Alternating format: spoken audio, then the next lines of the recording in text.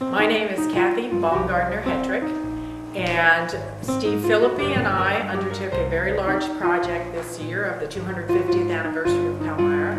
We have decided to do some oral histories of people who have lived in Palmyra. Most of them are over the age of 80 or 85, and we asked them to tell us their story about Palmyra so that we could put together a DVD that you're going to watch now that has the stories of Palmyra based on the people who have lived here. We hope you enjoy it. We've had a fun time doing it, and we think you'll learn a lot about Palmyra and the history of Palmyra through the stories of Palmyra. My name is Edward Meyer, and I have lived in the Palmyra area since I was 5 years old.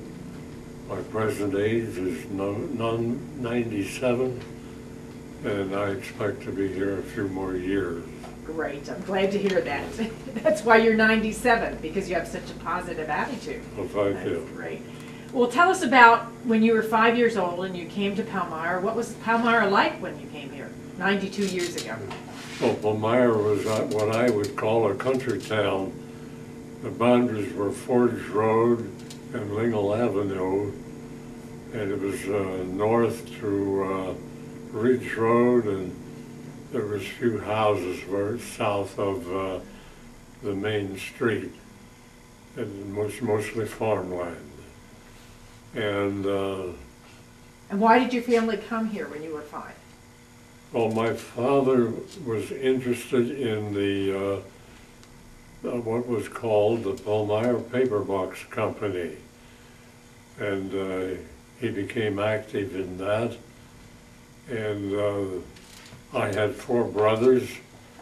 We all grew up in that, and as we advanced in age, we all became partners of the paper box company. And it developed, originally it was the setup box, but after World War II it developed in what is called the folding type of box. And it is in that industry which we expanded and developed. Is there still a box factory in Palmyra today? No, that has been closed for, maybe 4 or 5 years. Competition outside the United States became very competitive. So in your lifetime, you saw the building up of the box factory industry as well as then the decline. Yeah, so we went in the original building, which was a wooden building, and then after the expansion we built a block building and had all of the printing and cutting equipment necessary to produce folding boxes. And this was over on, you said, Front Street, which is facing the railroad? On Front Street, yes. Okay. And did you make the boxes that the shoes came in? We made boxes for W.L. Kreider's and for J. Landis Shoe Company. Well, as you were raising your children, what activities was your family involved with? Well, maybe you've heard of the Northside Playground. Yes. It was primarily through my wife and neighbors. We lived on North Chester Street, and this is how the playground got started. My son was playing baseball with some neighbor boys in the area, and for their tags for bases, they picked up some stones and marked the bases. Somebody came down over the hill and run over the stone, and he stopped his car and got out and reprimanded the boys for playing baseball on the street. My wife heard it, and she was upset about it. So she had a neighborhood gathering, and they decided if it was possible to have a playground north of the railroad tracks. Through a lot of going out and interesting people in the project, we set up different functions and raised money. We bought the land, and we had programs there. We bought the material for the playground, and everything was put together. And that took, I think, maybe a matter of 10 years. Yeah, that's a big project. Yeah. Well, but thank you for sharing that information. I had no idea that you and your wife were involved in setting that up. And we lost interest in it. We had to, and then other people took over, and gradually the interest died away, and the playground closed. There was nobody there who wanted to be responsible for it.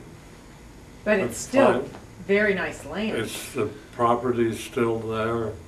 Some of the things are there, but I think the Palmyra Borough has taken over the land and everything now. Palmyra has become a town where the traffic is terrific, and it's just like you're living in a large city. It's not a country town anymore. That's right. And when we started, you said it was a country town. It was a country town. When you were 5, were the streets paved? No, we still had streetcars when we lived here, and the track was down the center of the highway. And of course, your car traffic increased and your streetcar traffic decreased. So it came to a point where they removed that. And I remember when they put the concrete road in Palmyra. One of the things that I might recall, one of the last rides of the streetcar from Palmyra to Hershey, I went on that ride, and I think the cost of the ride was 5 cents. 5 cents. Went from Palmyra to Hershey. Thank you so much. I really appreciate I this. appreciate the invitation and the idea.